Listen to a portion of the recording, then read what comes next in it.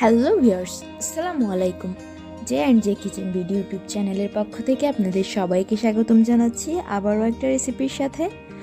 আজ আমি আপনাদের তৈরি করে দেখাবো খেজুরের গুড়ের রসগোল্লা। শীতকালে এই গুড়ের রসগোল্লা খান না এমন মানুষ মনে হয় খুবই কম পাওয়া যাবে। তাহলে চলুন পুরো রেসিপিটি দেখে নেওয়া যাক।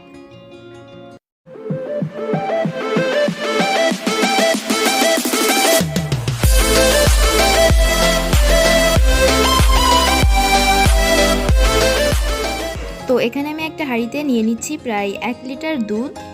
এটা লিকুইড গরুর দুধ। তো দুধটা আমি একটু জাল করে নিচ্ছি।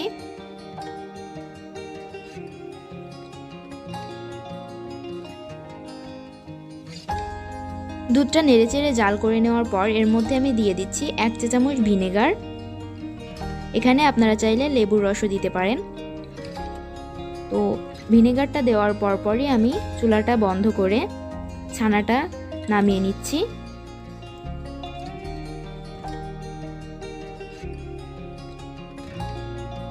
এখানে আমি একটা সাদা পরিষ্কার কাপড়ের উপরে ছানাটা নামিয়ে নিচ্ছি। তো ছানাটা আমি ঠান্ডা পানি দিয়ে ধুয়ে নিয়েছি। আর এখানে আমি ধুয়ে নেওয়াটা কোনো কারণে দেখাতে পারিনি, আমার স্কিপ হয়ে গেছিল। তো আপনারা ধুয়ে নেবেন। ধুয়ে আমি এভাবে টাঙিয়ে রেখেছি, এতে করে পানিটা ঝরে যাবে। এখানে আমি 3 কাপ পানি নিয়ে নিয়েছি। পানির মধ্যে দিয়ে দিচ্ছি 1 কাপ খেজুরের গুড়,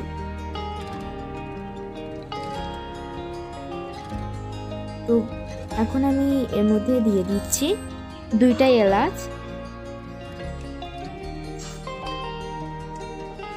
আর 2টা দারচিনি। এটা আমি শুধুমাত্র ফ্লেভারের জন্য দিচ্ছি। আর দিয়ে দিলাম 2টা তেজপাতা। এখন আমি এটা নেড়ে চেড়ে অল্প জাল করে নেব। তো আমি এটা জাল করে নিয়েছি, বেশি জাল করব না। তো আমি 10 মিনিটের জন্য ছানার পানিটা ঝরে যাওয়ার জন্য টাঙিয়ে রেখেছিলাম। তো এখন আমি ছানাটা মথে নেব। তো এবার আমি হাতের সাহায্যে ছানাটা ভালোভাবে মথে নেব। আর ছানাটা অবশ্যই ভালোভাবে মথতে হবে, ভালোভাবে না মথলে মিষ্টিটা ভালো হবে না। মথে নেওয়ার পর আমি রসগোল্লাগুলোও বানিয়ে নেব।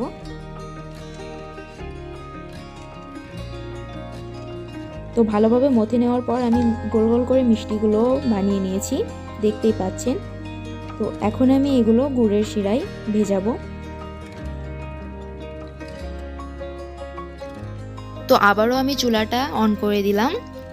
এবার আমি এই গুড়ের শিরাটা বলক ওঠা পর্যন্ত জাল করে নেব।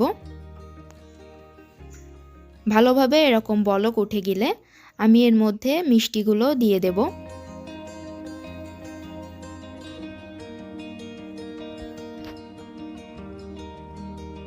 মিষ্টিগুলো দেওয়ার পর আমি 10 মিনিটের জন্য ঢাকনা দিয়ে ঢেকে রেখেছিলাম। তো ঢাকনাটা এখন আমি তুলে নিয়েছি। তুলে নিয়ে একটু নেড়ে চেড়ে দিলাম। দেখতেই পাচ্ছেন মিষ্টিগুলো অনেক ফুলে উঠেছে। এবার আমি আবারও ঢাকনা দিয়ে ঢেকে 15 মিনিটের জন্য ঢেকে রেখে দেব। 15 মিনিট পর আমি আবারও ঢাকনাটা খুলে নিচ্ছি। এ পর্যায়ে আমার মিষ্টিগুলো হয়ে গেছে। এবার একটু আমি নেড়ে চেড়ে দিচ্ছি। মিষ্টিগুলো কিন্তু অনেক রসালো আর অনেক ফুলেছে। তো মিষ্টিগুলো এখন আমি নামিয়ে নিচ্ছি।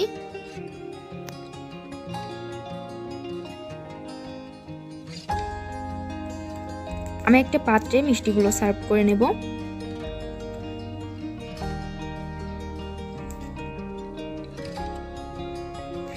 গুড়ের রসগোল্লার এই রেসিপিটি আপনাদের কাছে কেমন লেগেছে তা কমেন্ট বক্সে অবশ্যই জানাবেন। আর রেসিপিটি অবশ্যই বাসায় ট্রাই করবেন। দেখতেই পাচ্ছেন আমার রসগোল্লাটা কতটা সফট হয়েছে, এটা কিন্তু দেখেই বোঝা যাচ্ছে। আর অনেক ফুলেছে। একটা রসগোল্লা আমি আপনাদের কেটে দেখিয়ে দিলাম। দেখুন রসগোল্লাটা কিন্তু অনেক বেশি স্পঞ্জি হয়েছে।